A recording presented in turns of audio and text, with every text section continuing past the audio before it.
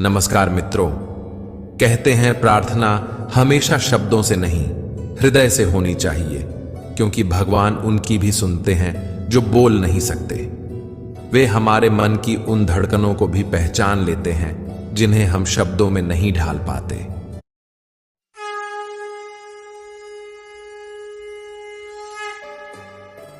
नमस्कार मित्रों।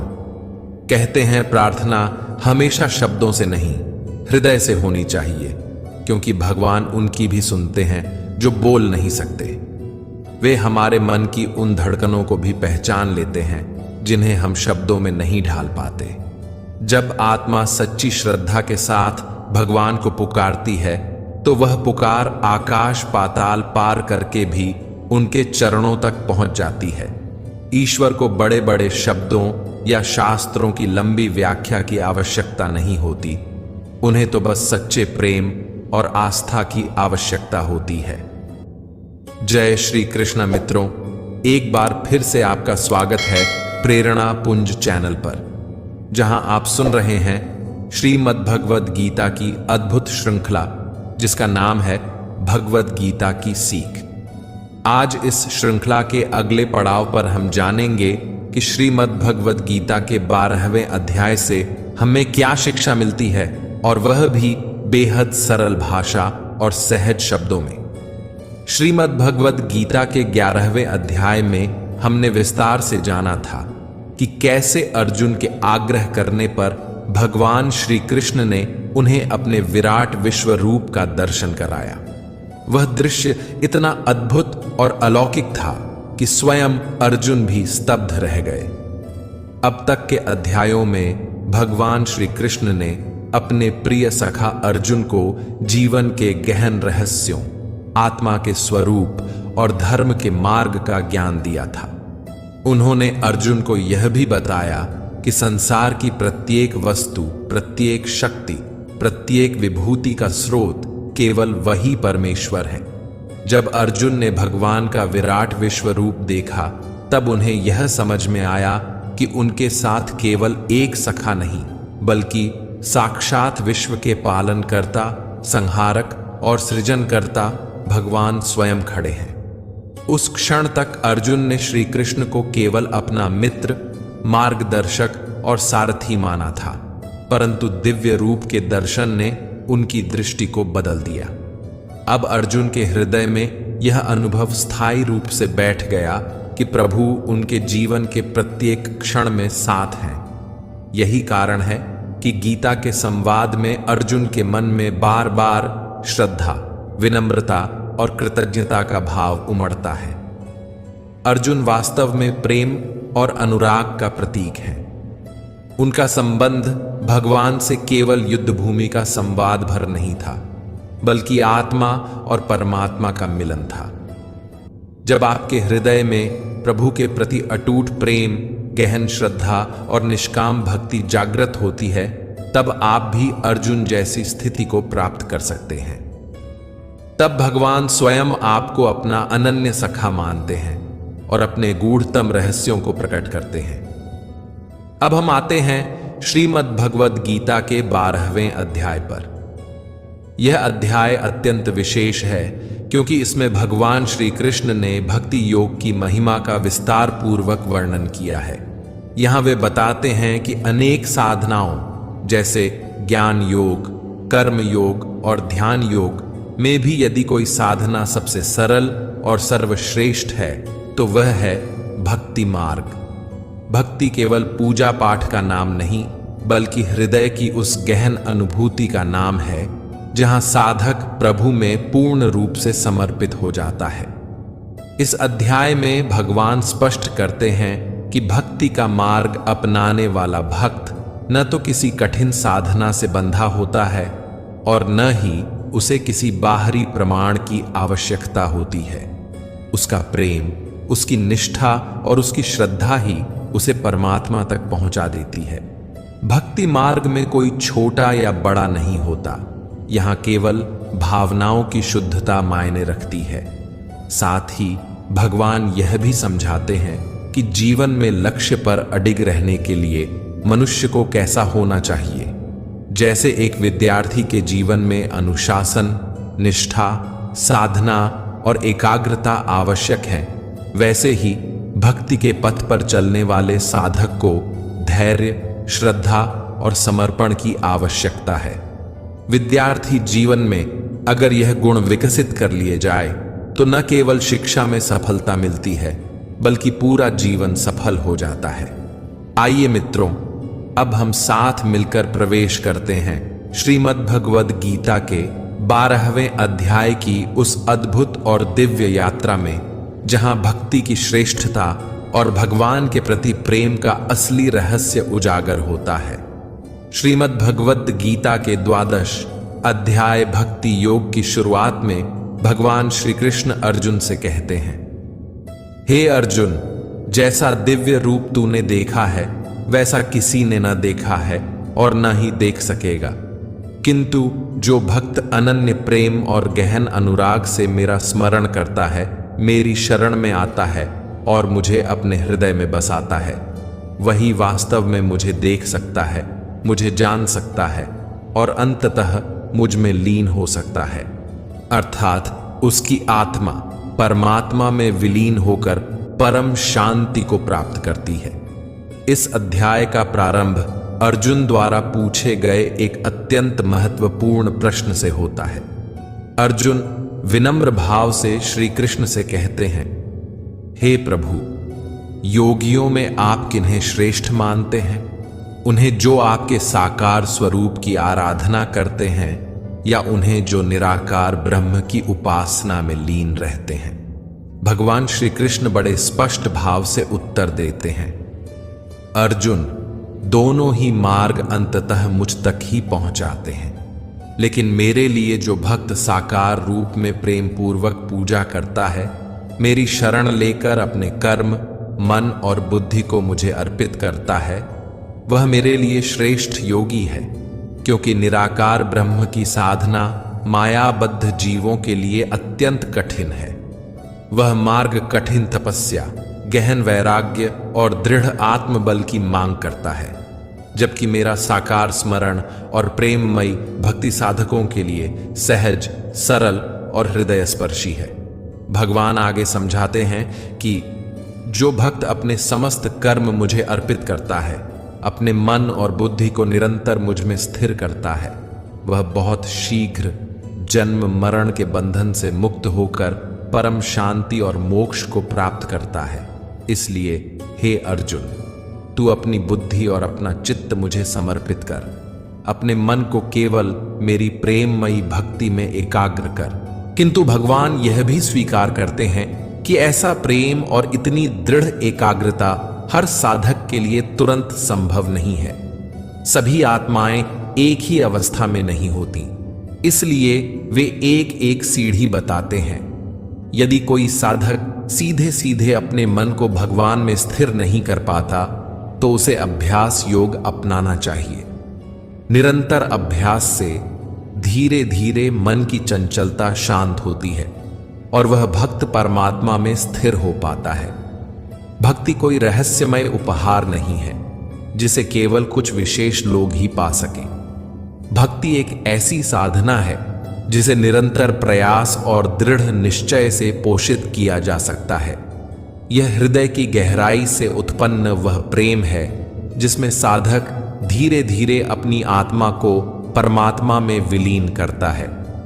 भगवान श्री कृष्ण अर्जुन को समझाते हैं कि यदि वह तुरंत अपने मन को पूर्णतः भगवान में स्थिर नहीं कर सकता, तो उसे हतोत्साहित होकर पीछे नहीं हटना चाहिए, क्योंकि भक्ति का मार्ग कठिन अवश्य है, परंतु असंभव कभी नहीं है।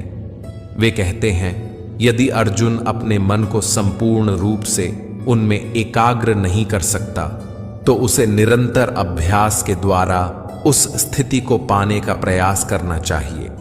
अभ्यास ही साधना की कुंजी है।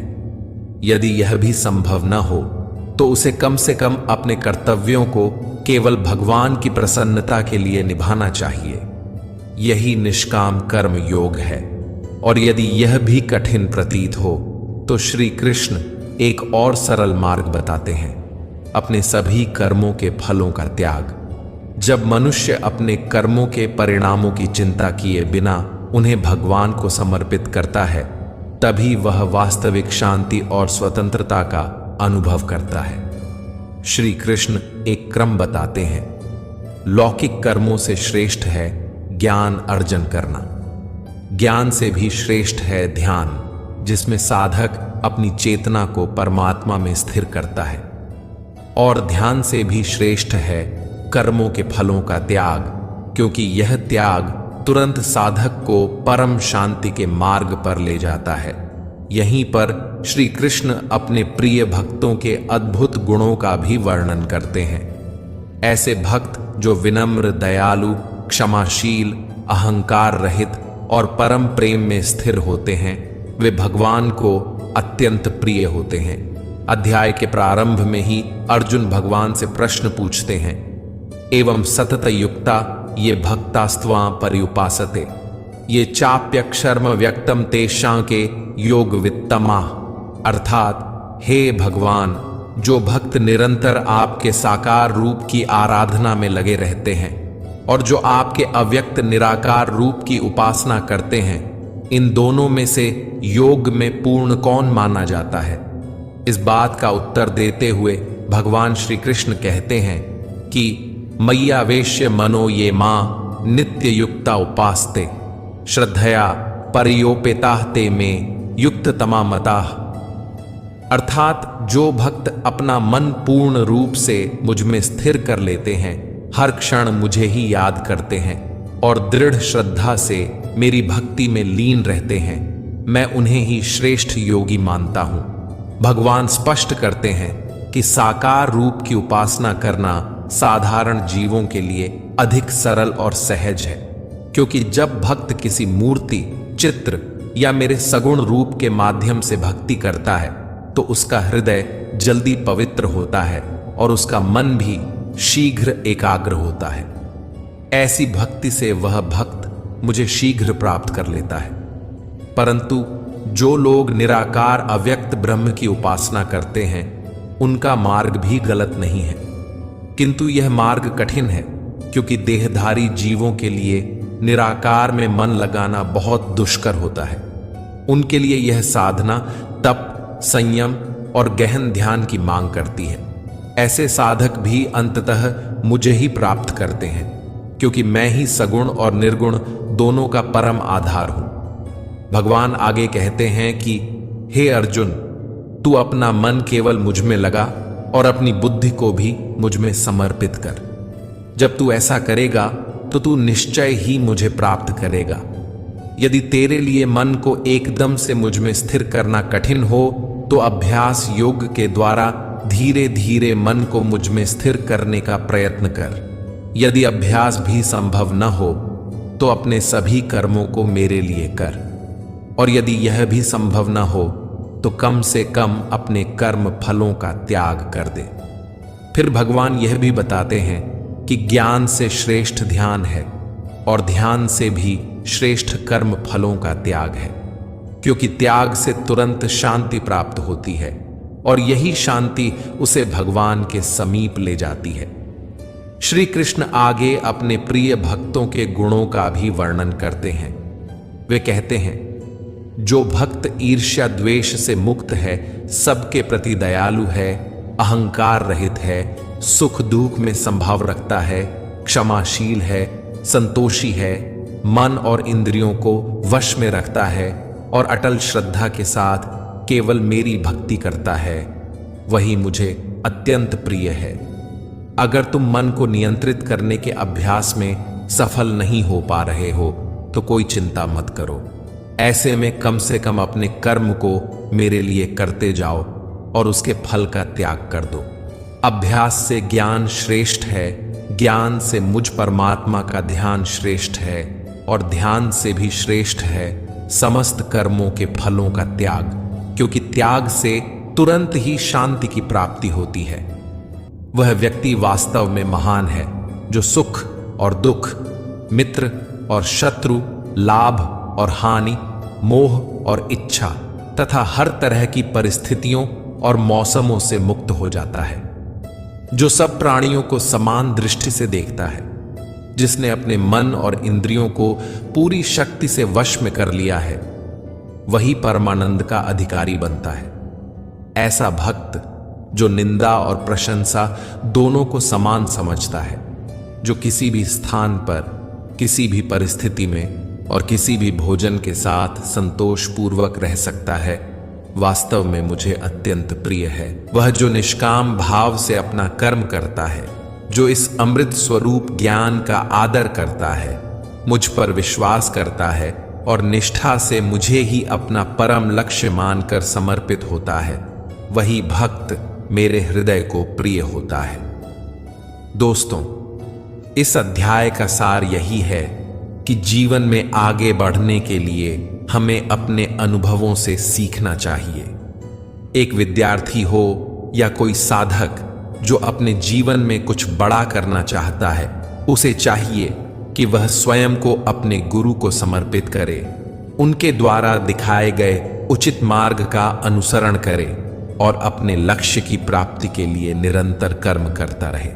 जीवन की आसक्तियों, लालच, लोभ, मोह और अहंकार से मुक्त होना आवश्यक है।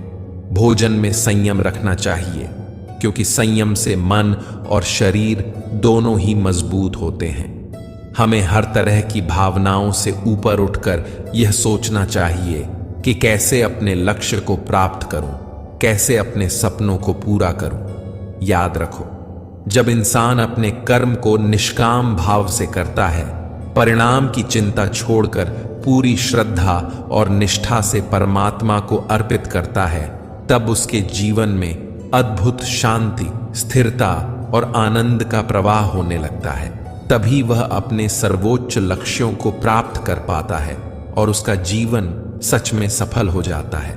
मित्रों, आशा है कि आपको श्रीमद् भगवद गीता के 12वें अध्याय की यह सरल और सहज व्याख्या अवश्य पसंद आई होगी। इस अध्याय से आपने क्या सीखा, क्या नया अनुभव किया, हमें कमेंट में जरूर बताइए।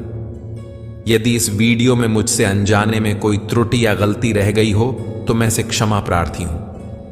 हम जल्द ही मिलेंगे श्रीमद् भगवद गीता के 13वें अध्याय की ऐसी ही रोचक, सरल और जीवन को बदल देने वाली व्याख्या के साथ। तब तक के लिए अपना ध्यान रखें, स्वस्थ रहें, प्रसन्न रहें और भगवान श्री कृष्ण की भक्ति में जुड़े रहें। जय श्री राधे कृष्ण। राधे राधे।